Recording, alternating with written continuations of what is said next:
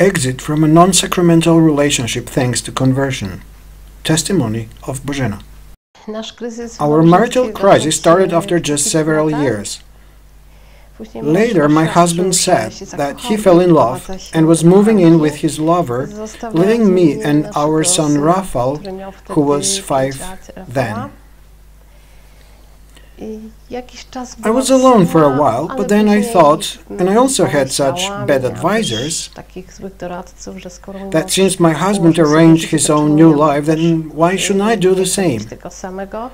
And at that time I lived far from God, so it was very easy for such a decision to come to my mind.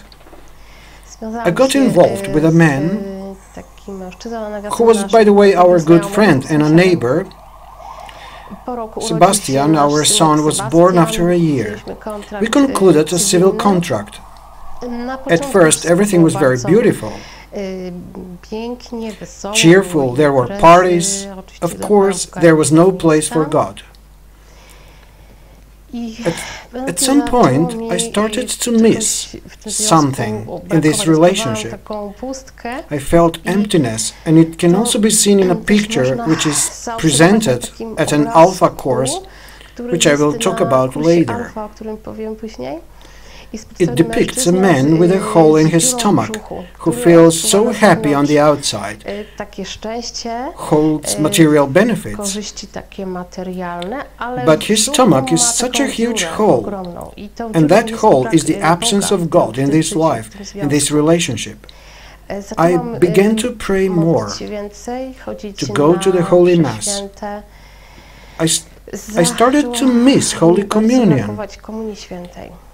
I even started to cry during Mass in the absence of the Lord Jesus Christ.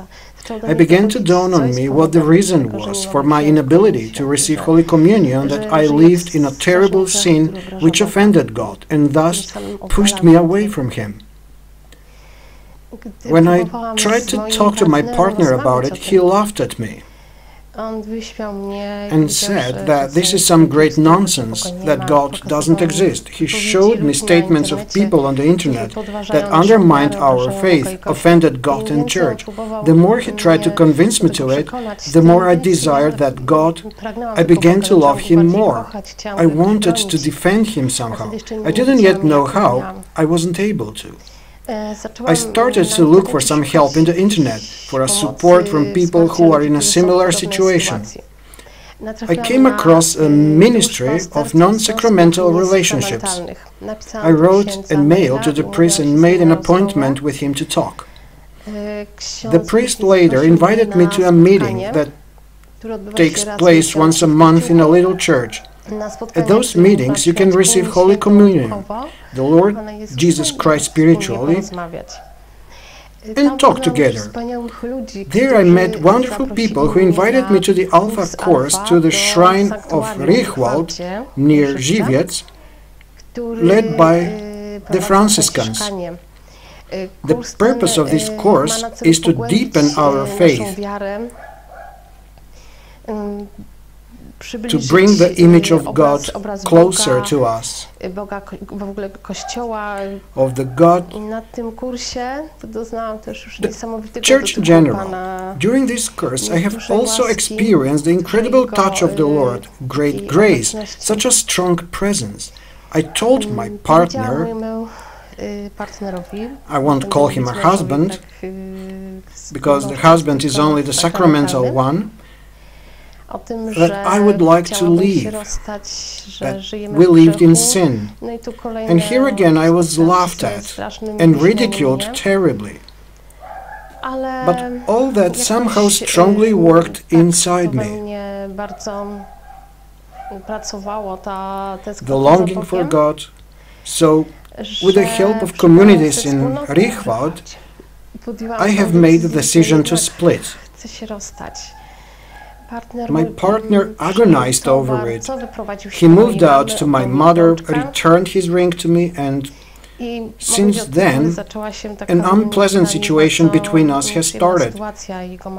His mother also insulted me, called me names, as did our mutual friends with whom we spent a lot of time together at parties.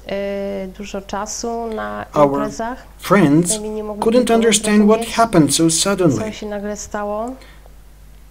They still don't understand and even call me mentally ill, crazy. They can't understand why I chose trips to the evenings of praise instead of sitting with them at the barbecue. I was already so in love with Jesus that He alone counted for me. At the moment, I am after the first divorce hearing at court. We are waiting for the second one. My partner, the father of Sebastian, fights back all the time. He doesn't agree to the divorce. He even told me that he would take the child away from me, deprive me of my parental rights, considering that the decision on the way to God and all is incomprehensible to him. He all the time stresses that I'm insane.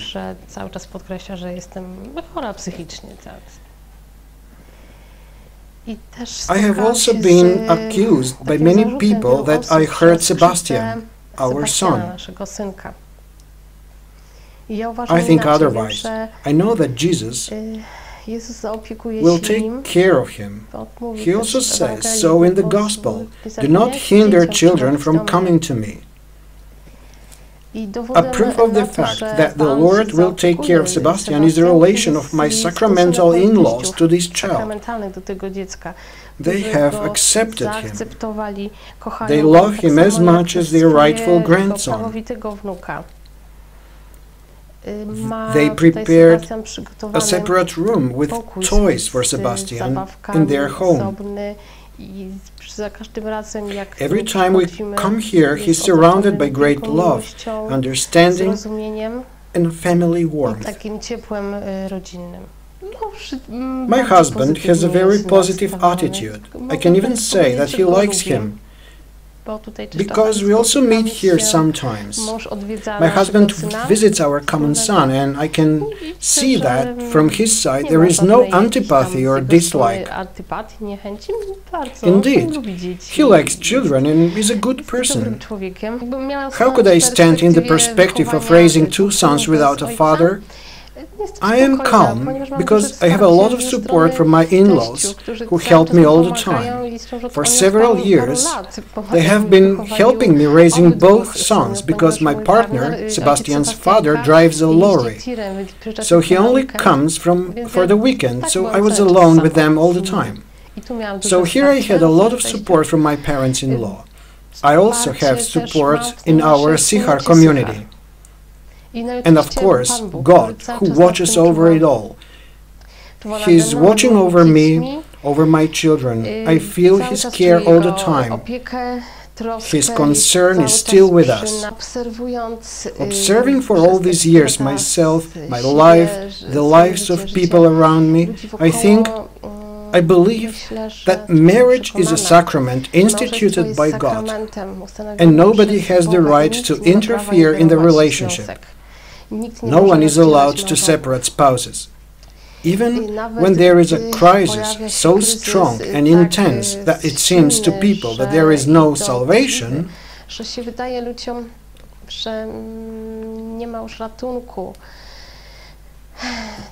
then I'm fully convinced that if these people give it the Lord, then God would lead them out of it.